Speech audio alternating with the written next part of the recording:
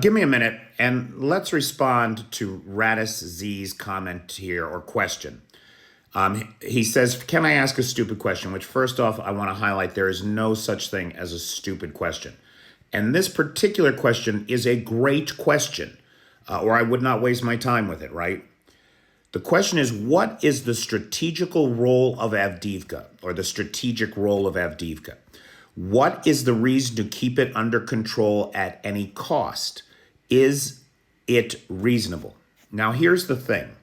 The question is asked backwards. Well, let's start with the strategic value. As I understand it, Avdiivka does have slightly more strategic value than, say, Bakhmut did. It is right there at they call it the gateway to Donetsk. From here, you're still 78 miles from the Donetsk Oblast border. So 78 miles of Ukraine of Donetsk is controlled by Ukraine. And the Russians have claimed the entire state, the entire oblast. And they want it. To get there and to get it, being able to go out through Avdiivka opens up the territory of the rest of the Donetsk.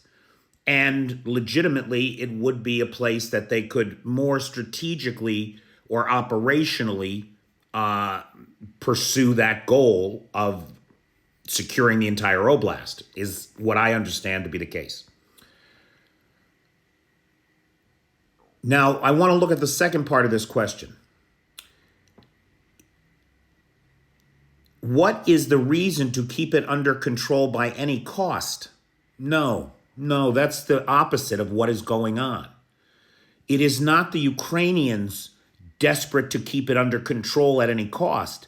It is the Russians desperate at any cost to get it under their control. And no, it is not reasonable. They have expended an estimated 25 to 30,000 lives, and they've hardly gotten anywhere. The gray zones have been expanded. You can see the area of control of the Ukrainian armed forces has been diminished slightly by several square kilometers. In how many months? October, November, December, January, February. 4 months. And a lot of lives. For what? For what? The Ukrainians aren't the ones spending hundreds of vehicles. They've lost 20 armored vehicles and tanks here, as opposed to Russia that's lost over 208, I believe was the last count. That's a 10 times advantage to Ukraine. The casualties reported vary anywhere from 8 to 1 to 20 to 1, Russian to Ukrainian. The folks that are expending everything for nothing are the Russians. While the Ukrainians are dug in defensive fortifications, this is one of the most heavily defended, fortified places on the front line because it's been on the front line since 2014. The Russians are just running up against these defensive fortifications and unaliving themselves day in and day out. This spot right here, as many as 514 Russians have met their end in a single day right there. It's a kill zone. Make no mistake. So no, there's nothing reasonable about this, Zadis. There is nothing reasonable about any of this.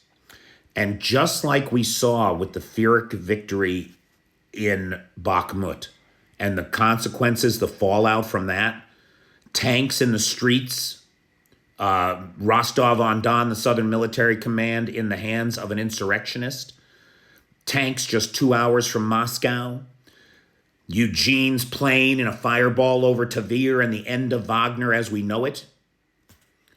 That's what this is going to cost Russia too. Something along those lines. It is too much to ask for this piece of ground. And it's not going to end well. No way. So thanks, pal. It's a great question.